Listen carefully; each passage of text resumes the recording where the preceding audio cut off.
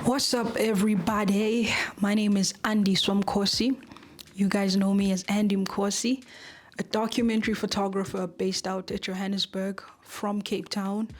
I have worked in news, I've worked with publications, I've worked with production teams, and I also do a lot of passion projects as well.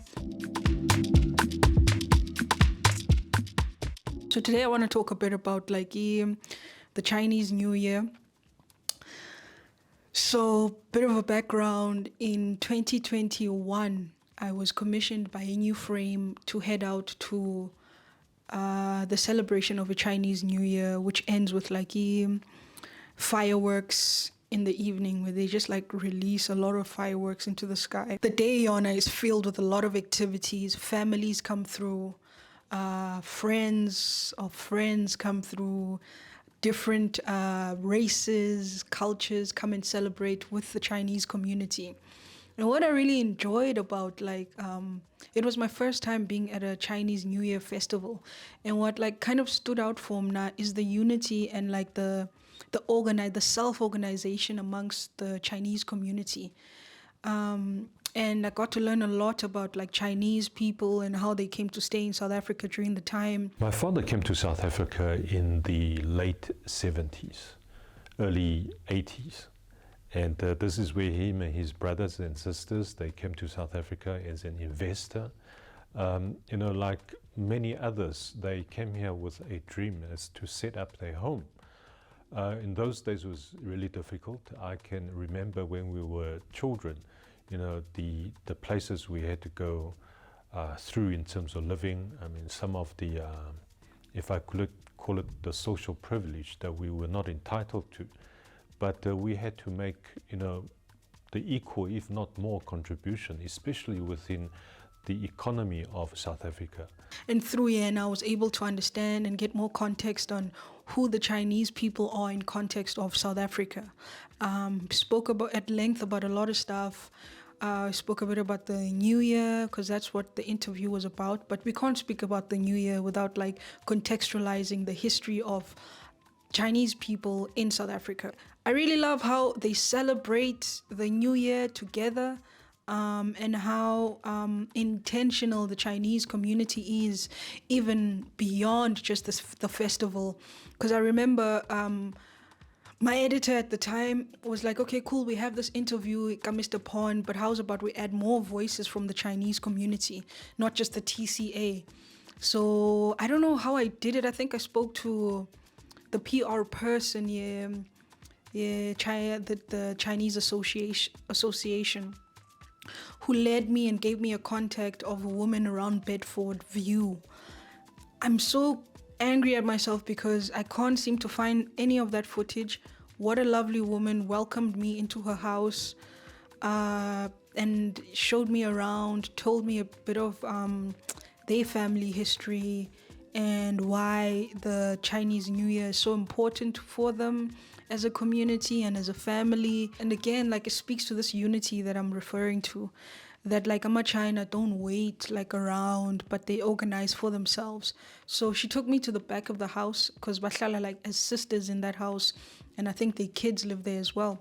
So at the back they have a crochet class with the elders of the Chinese community. So they convene at that house and they crochet together and cook meals together, talk together. It's sort of it's therapy for them. I always admire how they are able to come together and do for self, something which I think we still need to work on as Africa. I have a big admiration for that self-organization and doing for community. And the other thing that stood out was towards the end of the festival, they had a ceremony where they were handing out bursaries to some of the excellent students who achieved, I think, high grades and did well in school. Eyaklonyaga is happening on the 1st of February.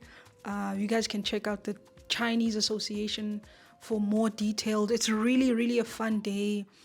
People come out with their kids, families, like I mentioned earlier on. There's jumping castles, there's dancing, presentations on stage. There's musicians on stage, and it's not just Chinese people, it's an array of races and communities and cultures that come together to come assist the Chinese people in celebrating their new year. So we've been holding this Chinese New Year event for many years, anyway, for decades, if we call it that. And the beauty of that I see anyway, is that it is not only attended by Chinese people. People from different cultures, races, colors are all uniting and joining in the festivities and sharing in our celebration. This year they are celebrating the year of the wooden snake. Hold on, I need to get my phone. So according to Google, the year of the wooden snake means transformation. The snake sheds its skin, representing letting go of the old and embracing the new. Renewal. The snake's shape symbolizes the future and new opportunities. Personal growth. The snake encourages deep thinking and self-discovery. Good fortune. The snake is considered an auspicious being that brings good fortune and fertility. So basically expect new opportunities and challenges that will test your skills and resilience within the career aspect and in relationships, increased passion and romance, but also potential conflicts and power struggles. Global economy, a period of economic transformation with a focus on sustainability and innovation. So yeah, the Chinese New Year is happening Glonyaka on the 1st of February at the Alberton Rugby Club from 3 p.m. till 8:30 p.m. And you can get more details pertaining that on the Chinese Association social media pages, which are always up to date. So yeah, man, shout outs to the Chinese community. I see you. I see you. And yeah, I am looking forward to this year's New Year's festival if I do make it. But for those whose interest is piqued regarding this festival, please go out and check it. And yeah, man, like the Chinese people, Chinese New Year, the wooden snake, the year of the wooden snake, go out and celebrate with our fellow Chinese community.